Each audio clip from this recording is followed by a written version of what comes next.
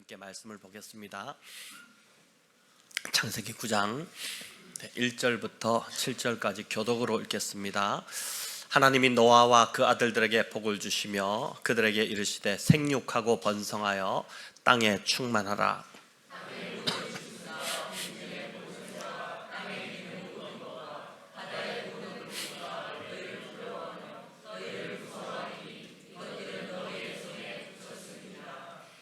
모든 산 동물들은 너희의 먹을 것이 될지라 채소같이 내가 이것을 다 너희에게 주노라.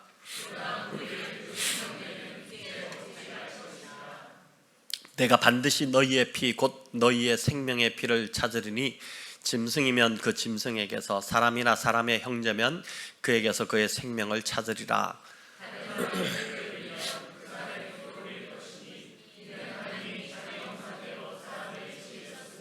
함께 읽겠습니다. 너희는 생육하고 번성하며 땅에 가득하여 그 중에서 번성하라 하셨더라. 아멘. 네, 우리 선교를 잘 마쳤고요.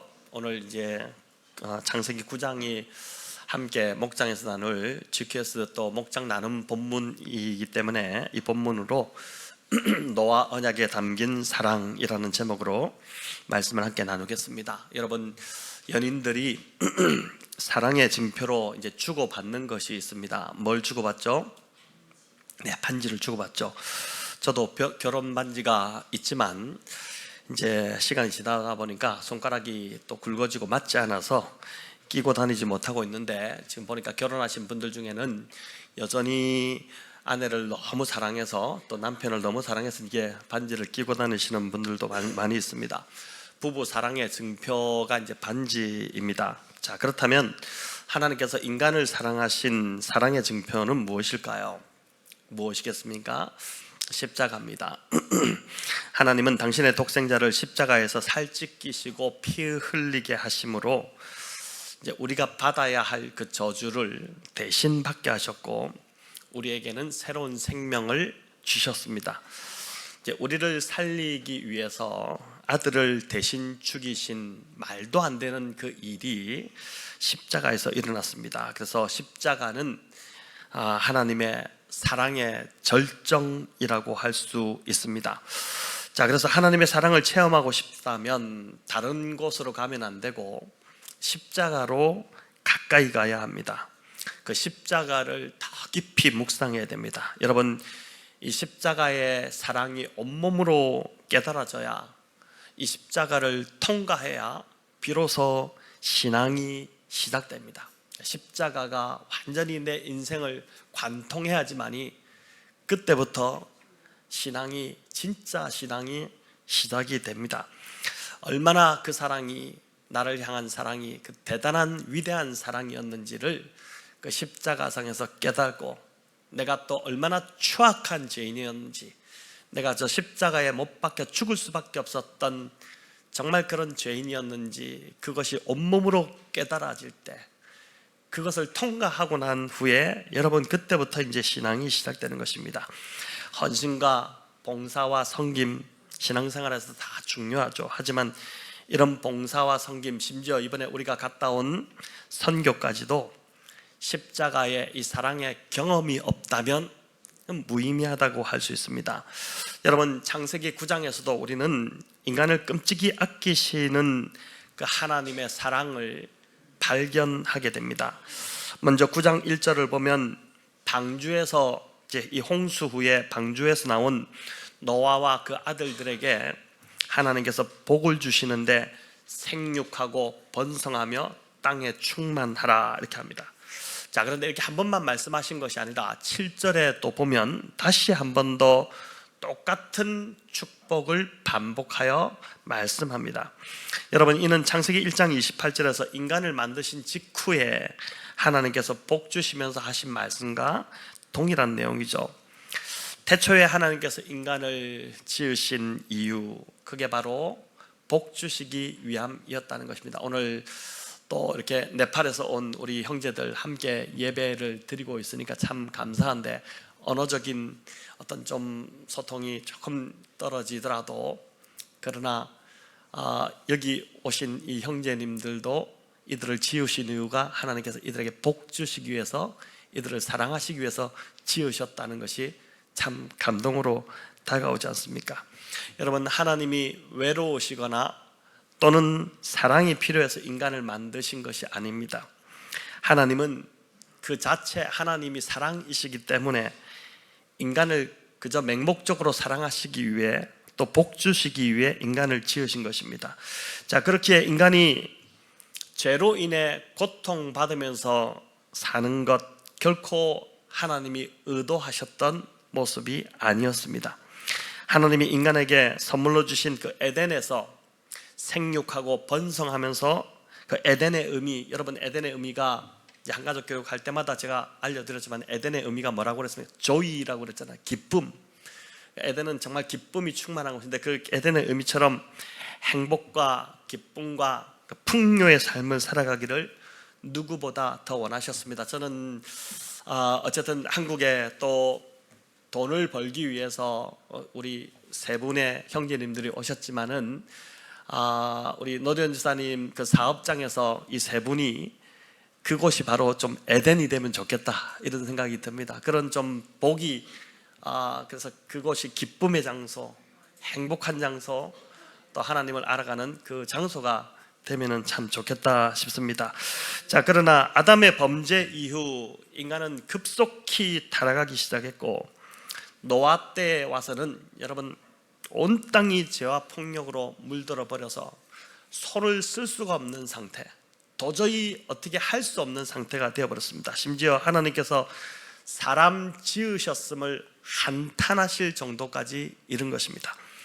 죄악의 불이 온 세상에 다 번지게 되자 하나님께서 긴급 조치로 홍수물로 이 죄악의 불을 다 꺼버리셨죠. 이후 노아를 통해서 새롭게 시작하는 그 인류, 이제 다 죽었잖아요.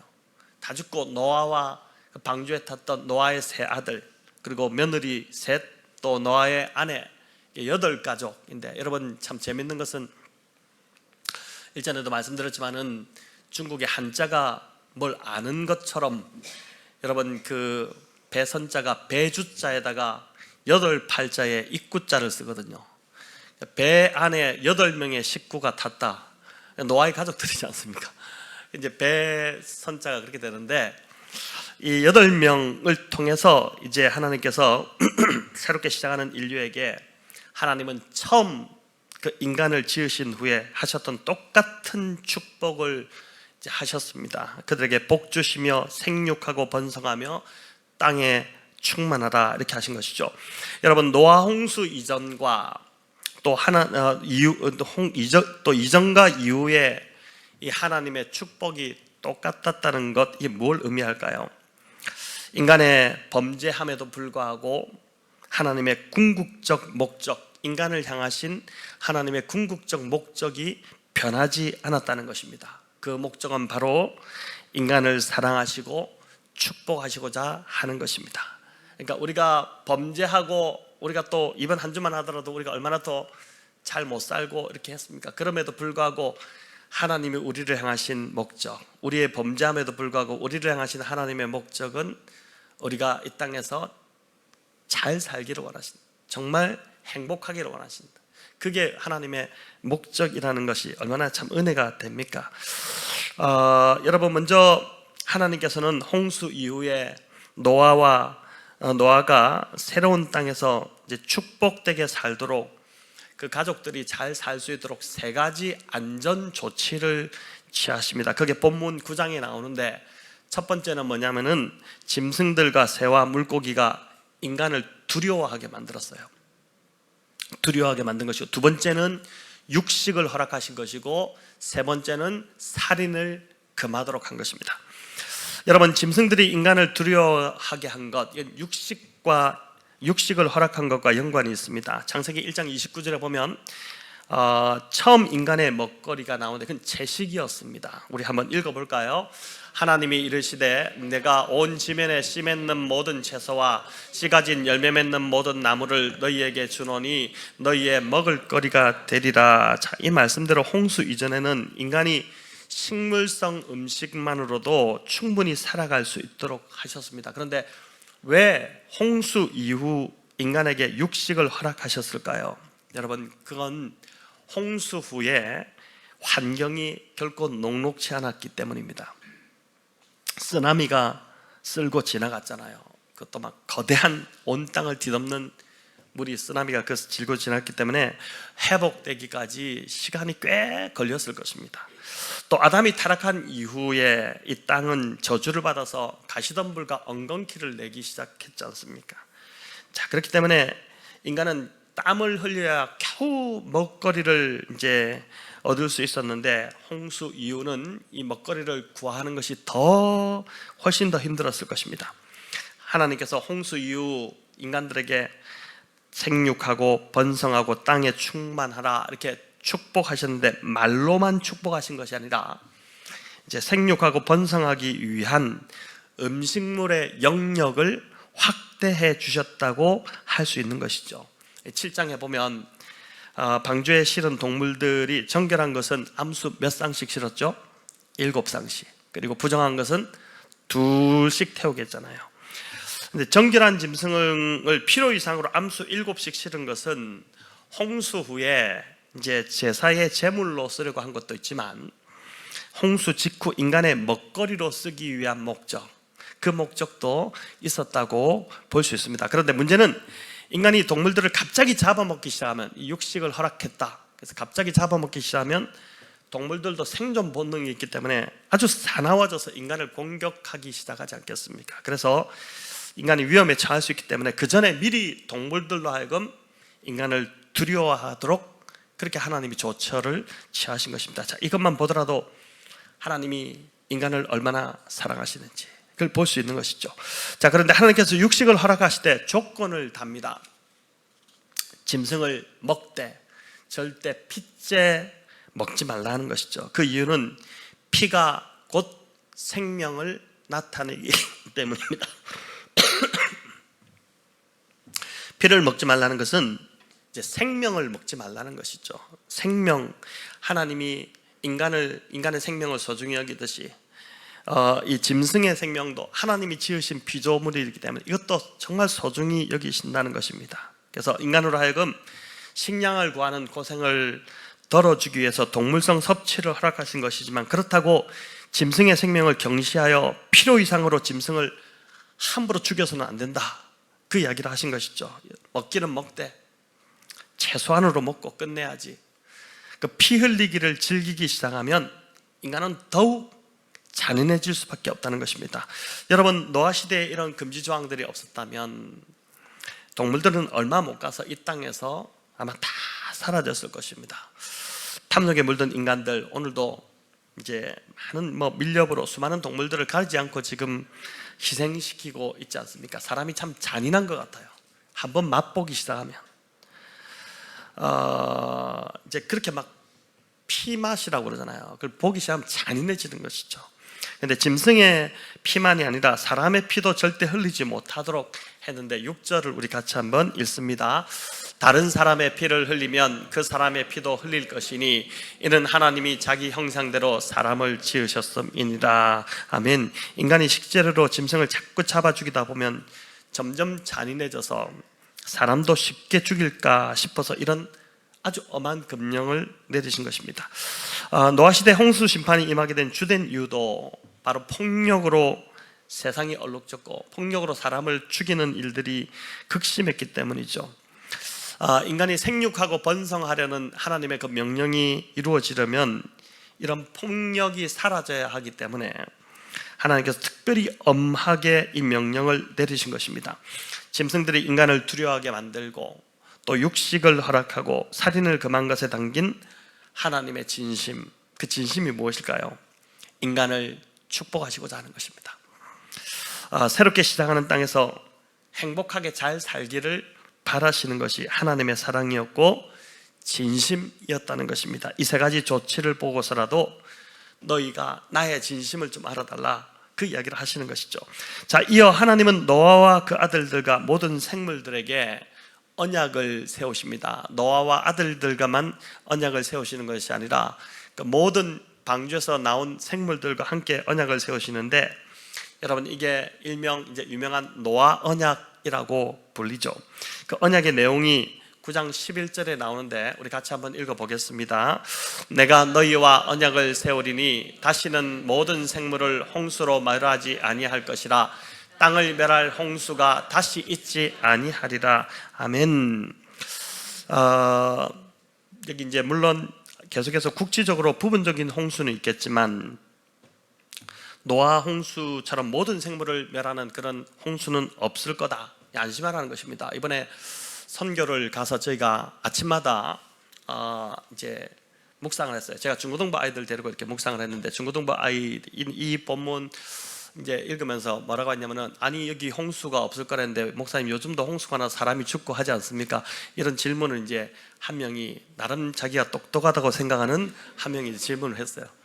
그래서 제가 이제 그건 국지적인 홍수는 여전히 있다, 그러나 에베레스트를 덮을 만한 그 정말 세상을 다 덮는 그 홍수가 더 이상 없을 것이다 라는 이야기를 했더니, 네 알겠습니다 이렇게 대답을 하는데, 여러분 이제 그렇게 이제 안심을 주는 것입니다. 사람에게 안심을 주는 사람이 참 좋잖아요. 늘 겁을 주고 불편하게 하고, 이제 하나님의 사람의 모습이 아니죠. 하나님의 성품 자체가 여기 보면 나오는데 지금 안심을 주거든요. 괜찮다. 근데 이제 그래도 인간이 못 믿을까 싶으니까 하나님께서 그 언약을 맺으시고 언약의 징표를 제시하시는데, 그게 12절부터 17절에 나오는 무지개입니다. 여러분 왜 무지개가 언약의 증표인지 궁금하지 않으십니까? 무지개는 비가 오기 전으로 나타나는 현상이죠. 여러분 유정선 선교사님 계시는 피지, 거기도 우리가 한번 이제 그 땅을 밟을 날이 곧 오지 않겠나 싶은데 피지 같은 곳에는 스콜이 자주 내립니다. 갑자기 엄청난 양의 비가 막 확 쏟아졌다가 이내 해가 쨍쨍 납니다. 그럴 때 주로 무지개가 뜨죠. 사람이 큰 일을 겪으면 트라우마가 생깁니다. 노아와 그 아들들은 비가 내릴 때마다 얼마나 공포감이 몰려왔겠습니까? 비가 좀 많이 오기라도 하면 막 경기가 나기 시작했겠죠. 얼마나 두려웠겠어요. 그럴 때 무지개가 하늘에서 뜨는 것입니다. 무지개가 얼마나 아름답습니까? 7색깔 무지개가 이 둥글게 펼쳐지면 장관을 이룹니다. 여러분 지나가다가도, 운전하고 가다가도 무지개가 보면 차를 세우고 내려서 무지개를 보죠. 막 사진을 찍고 눈에 담고 감탄을 하고. 정말 하나님 만드신 이 무지개가 너무너무 아름다운데, 이런 무지개를 보고 있으면 마음에 있던 두려움, 트라우마 이런 것도 사라지게 되고 마음이 밝아지면서 하나님의 아름다운 솜씨를 찬양하게 되지 않습니까? 여러분 이 무지개는 홍수 트라우마를 가지고 있던 노아 가족들을 위한 아주 세심한 배려였습니다. 하나님 참 얼마나 인간을 사랑하시는지, 한 사람 한 사람 그 인간들을 향해서 그거 갖고 또 놀랄까 싶어서 무지개를 만드신 것입니다. 여러분 다시는 홍수로 사람을 멸하지 않겠다고 하시면서 그 증표로 다른 것들을 제시할 수도 있었겠지만, 하나님은 이런 아름다운 무지개를 그 증표로 삼으셔서 트라우마도 극복하게 하시고 그 무지개를 보면서 안심하라고 하신 것입니다. 정말 따뜻하고 배려하시는 하나님, 여러분 그 하나님의 성품을 저와 여러분도 본받아서 사람들을 대할 때 안심을 주고 막 겁을 주고 위협하고 이런 사람이 아니라, 회사에서도 직장에서도 아랫사람 막 매니플레이션하는, 조종하고 겁을 이렇게 하지 마시고 안심을 주고 평안을 주는 그런 평안의 사람들 다 되시기를 바랍니다. 여기 그런데 여러분 9장에 보니까 무지개가 3번이나 반복돼요. 이 단어가. 여러분 이 무지개는 히브리어로 살펴보면 활이라는 단어와 같은 단어입니다. 이 무지개가 모양이 활 모양처럼 되어 있잖아요. 이 무지개가 히브리어로 활이라는 단어와 똑같아요. 참 재밌는데 여러분, 근데 이 무지개가 중요한 건 하늘로 이렇게 휘어져 있습니다. 그래서 거꾸로 이렇게 땅으로 이렇게 돼 있지 않고 하늘로 휘어져 있잖아요. 화살을 쏜다면은 화살의 방향이 어디를 향하게 됩니까? 하늘을 향하게 되는 겁니다. 만약에 이게 거꾸로 돼가지고 화살의 방향이 땅을 향하게 된다면은 대단히 무지개가 좀 위협적이게 느껴지지 않을까요? 활인데, 그 무지개의 단어가 활이라는 단어, 똑같은 단어인데 그게 하늘을 향하고 있다는 거죠. 이게 참 심오한 뜻이 담겨 있는데, 하나님이 이 무지개의 방향도 참 그렇게 만드셨는데, 여러분, 구약의 그 은혜의 증표, 하나님의 사랑의 증표가 무지개라면 신약에 있는 증표가 십자가거든요. 십자가. 구약에서 이 모든, 하나님이 만약에 이제 진노를 땅으로 인간을 향해서 화살을 쏘듯이 쏟지 아니시고, 하나님이 진노를 땅에서 모든 죄, 인간의 죄로 인한 진노가 하늘로 다 올라오도록 그 모든 것을 하나님이 받으신 것처럼, 신약에서 그 십자가를 통해서 인간이 감당해야 될 그 모든 죄의 진노를 하나님의 아들이신 예수 그리스도께서 다 받으시고 우리를 해방시키시고 구원하셨다. 그게 이제 비슷한 하나의 연결이 될 수 있다고 할 수 있겠습니다. 자, 무지개를 통한 노아 언약이 이제 그래서 드러내고자 하는 궁극적인 메시지는 한마디로 말한다면은 하나님의 사랑입니다. 하나님의 사랑. 여러분, 홍수 이후에 인간이 살아가야 하는 방향이기도 합니다. 홍수 전에는 폭력을 행하고 서로를 죽이는 삶을 살았다면, 홍수 이후에는 서로에게 축복이 되고 서로를 사랑하는 삶을 살아가라. 그게 이제 이 노아 언약 속에 담겨 있는 중요한 메시지인 것입니다. 어떤 일을 하든 어떤 삶을 살든 하나님의 사랑을 가지고 홍수 이후에 이제 시작하는 인류는 하나님의 사랑을 가지고 살아야 한다는 것이죠. 사랑이 그 밑바탕이 되어야 한다는 것입니다. 이 사랑이 없으면 결국, 여러분, 사랑 없이 행하는 모든 것은 죄다. 사랑이 없이는 모든 것은 결국 사람을 죽이는 것밖에 되지 않기 때문에 그렇습니다. 사람을 직접 죽이는 것만이 살인이 아닙니다. 예수님은 산상수훈에서 이렇게 말씀하셨죠. 우리 마태복음 5장 21절 22절 같이 읽을까요? 옛사람에게 말한 바 살인하지 말라.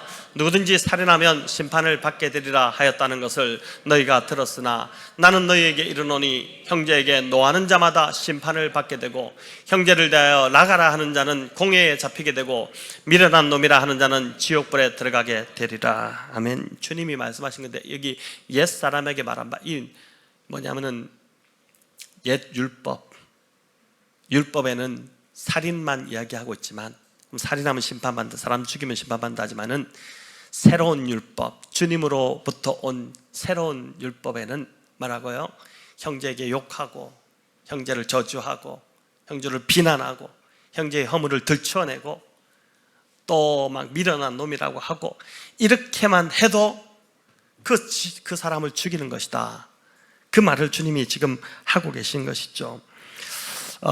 여러분, 상대를 책잡고 잘못을 들춰내고 그리고 폭로하는 그런 행위는 그건 홍수 이전의 모습이라는 것입니다. 홍수 이전의 모습이다. 홍수 이유는 사람을 세워주고 영혼을 불쌍히 여기고 그 사람이 복을 받도록 하는, 하나님께서 홍수 이후의 인간들, 노아의 그 가족에게 생육하고 번성하며 땅에 충만하라, 그 축복을 내리셨던 것처럼 홍수 이후에 살아가는 모든 사람들은 하나님의 그 마음을 본받아서 다른 사람들을 세우고 그리고 그들을 축복하는 삶, 그 삶을 살아가야 한다라는 것을 여러분 알려주는 것입니다. 18절부터 나오는 노아의 세 아들 중에 여러분 셈, 함, 야벳인데, 이 함이 저주를 받은 이유도 바로 홍수 이전의 삶의 모습을 보였기 때문입니다. 아버지의 흠을 좀 본 것, 그게 뭐가 그렇게 큰 잘못이라서 이 정도까지 막 저주를 받을 정도인가 싶은데, 그게 아니라 이 함이 보였던 행동은 홍수 이전의 삶으로 돌아갔기 때문에 하나님께서 엄하게 경고하신 것입니다. 절대 홍수 이전의 삶으로 돌아가지 마라. 그렇게 한 건데, 우리 한번 같이 읽어볼까요? 22절 같이 읽겠습니다. 가나안의 아버지 함이 그의 아버지의 하체를 보고 밖으로 나가서 그의 두 형제에게 알림해. 자, 여러분, 함이 여기 아버지 하체를 보았다. 노아의 자고 있는, 술 취해서 포도주 먹고 자고 있는 아버지 노아의 하체를 보았다. 벌거벗고 자고 있었겠죠. 뭐 집안에서 여러분 벌거벗고 다니잖아요. 남자들만 그냥 편하게 다니고 하지 않습니까? 다 안 그런 척 집에서도 댕단히 양복만 입고 이렇게 오늘처럼 이렇게 앉고 있는 거 안 그러잖아요. 다 편하게 있잖아요. 그죠? 근데 이제 뭐 당연히 그럴 수 있죠. 근데 그거를 보고 여기 보니까 재밌는 게 보다라는 단어가 히브리어로 라라는 단어인데 이게 그냥 보는 게 아닙니다. 잠시 흙이 본 것이 아니라 유심히 즐길 의도로 보았다는 거예요. 아버지가 벌거벗고 있는 하체를 아들이 즐기고 있었다는 거예요. 여러분, 이건 범죄 행위에 해당됩니다. 또 함이 밖으로 나서 이걸 보고 나서 밖으로 나가서 형제들에게 알렸거든요. 알리다는 단어 나가드라는 단어인데 이것도 폭로하다, 떠벌리라는 거예요. 아주 나쁜 짓입니다. 나쁜 짓이죠. 반면 셈과 야벳은 옷을 가져다가 그 뒷걸음치죠. 안 보려고, 그 허물을 안 보려고 뒷걸음쳐서 그냥 하체를 덮었습니다. 주무시고 있는 아버지. 셈과 야벳은 아버지의 수치와 허물을 가려주고 덮은 반면 함은 들추어내고 떠벌린 것입니다. 여러분, 28절에 보시면 노아는 홍수 후에 350년을 더 살았다고 하거든요. 그 350년 동안 노아에게 얼마나 많은 일들이 있었겠습니까? 우리가 지난 한 주간 5박 6일간 일본 동경 그 시부야 교회에 있었어도 온갖 일이 정말 다 있었는데, 많은 일들이 있었는데 350년을 홍수 이후에 이 땅에서 더 살았는데 얼마나 많은 일이 있었겠어요. 그런데 하필 왜 여기에 그 많은 이야기들을 다 제쳐두고 굳이 노아의 부끄러운 실수 이야기를, 그 부끄러운 이야기를 실은 것일까? 그 이유는 홍수 이후 새로운 생명, 새 삶을 얻은 인간들은 앞으로 어떤 삶을 살아야 하는지를 보여주기 위해서 하지 않아도 되는 일을 굳이 여기에 기록한 것입니다. 즉, 홍수 전에는 서로의 허물을 들춰내고 정죄하고 서로 죽이는, 잡아먹는 삶을 살았겠지만은 이제 홍수 후에는 허물을 가려주고 덮어주는 삶을 살아야 한다는 것입니다.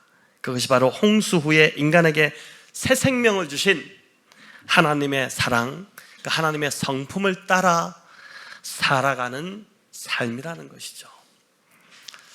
여러분, 열심히 하는 것, 또 잘하려고 하는 것 중요한 것이 아니라 어떤 마음으로 행하느냐가 그게 중요하다는 것이에요. 그 마음 안에 상대를 사랑하는 마음이 없다면 그건 홍수전의 삶과 다를 바가 없다는 것입니다.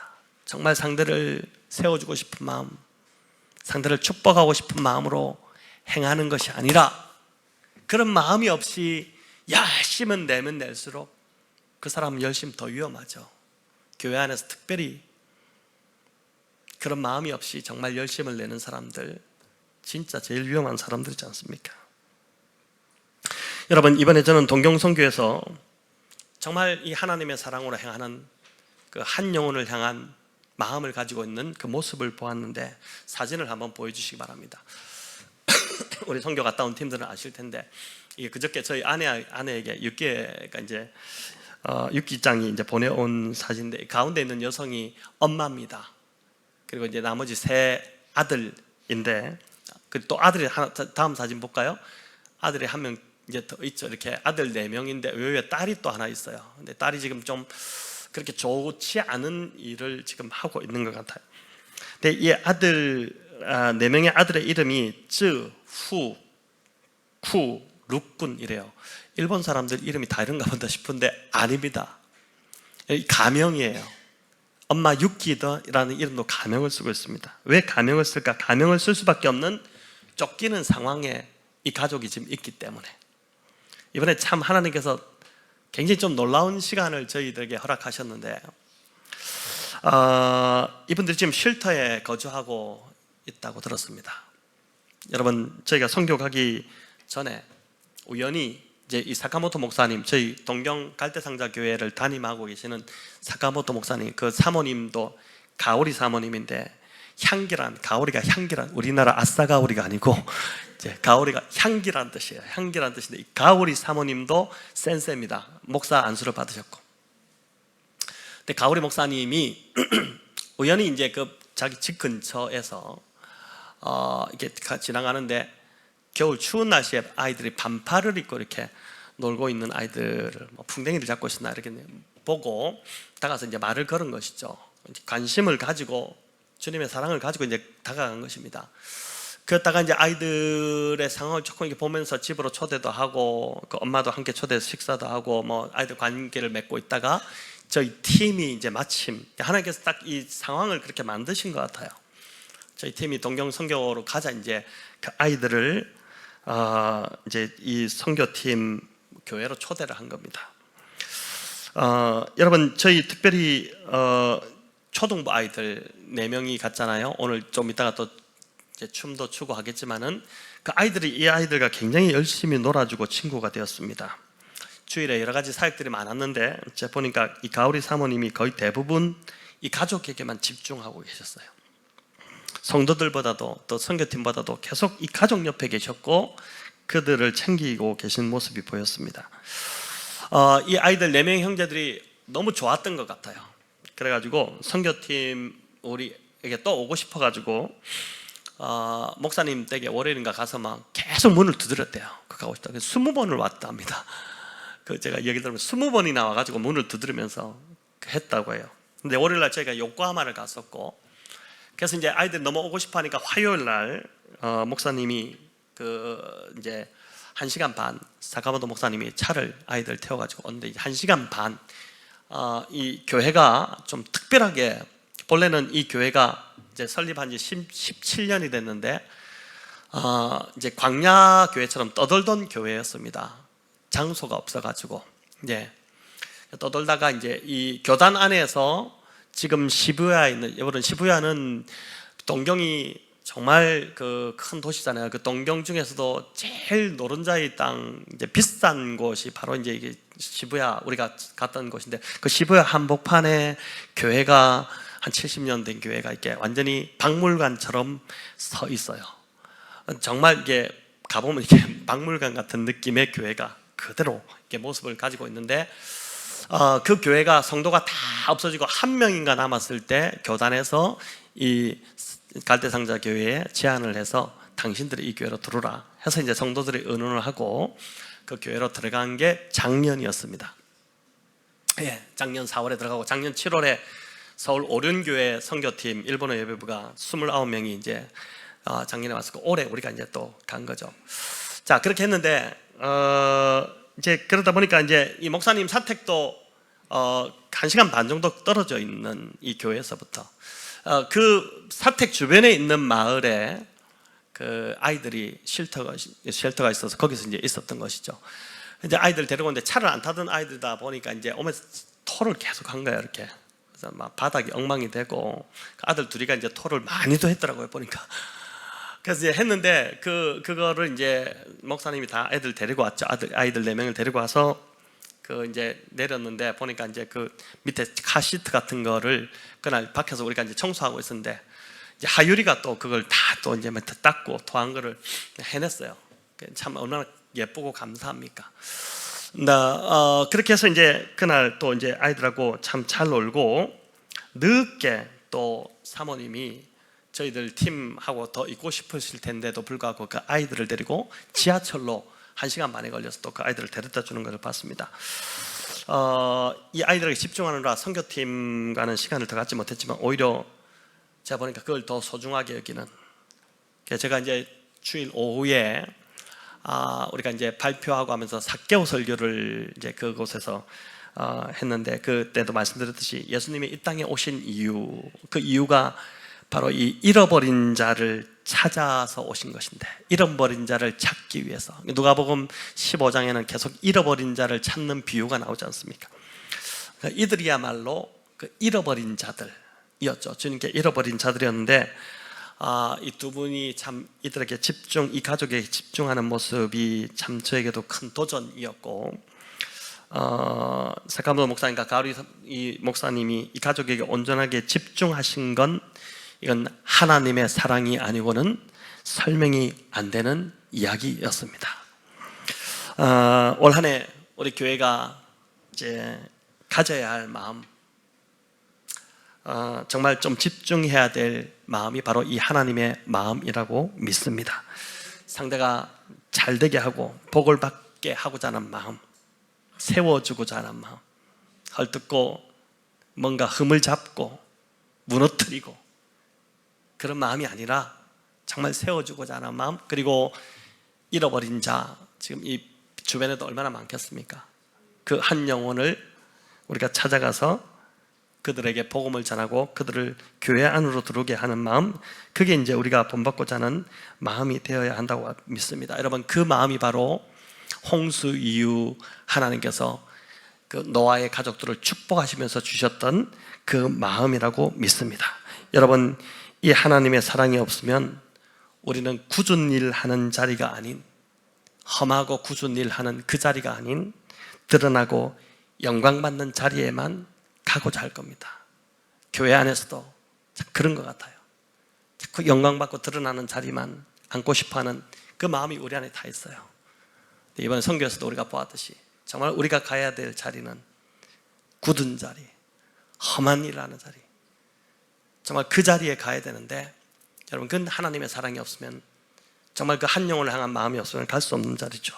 무엇을 하느냐, 또 얼마나 열심히 하느냐, 잘하느냐보다 더 중요한 것은 어떠한 마음으로 행하느냐 하는 것입니다.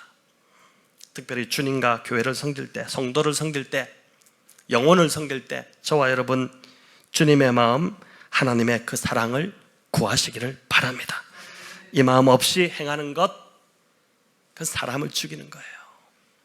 창세기 9장에서 보여주신 심할 정도로 인간을 세심히 배려하시고 의무를 넘어서 더 사랑을 베풀고 계시는 이 하나님의 마음을 정말 안심을 주고자 하고 생각하고, 상처받으면 어떨까, 그들이 힘들어하면 어떨까, 이렇게 배려하고 계시는 하나님의 마음을 정말 여러분 잘 받으시기 바라고, 그 사랑으로 새해 서로를 세워가고 또 지역에 이 주변에 많은 영혼들, 잃어버린 영혼들을 찾고 그들을 세워가는 저와 여러분이 다 되시기를 우리 주님의 이름으로 축원합니다.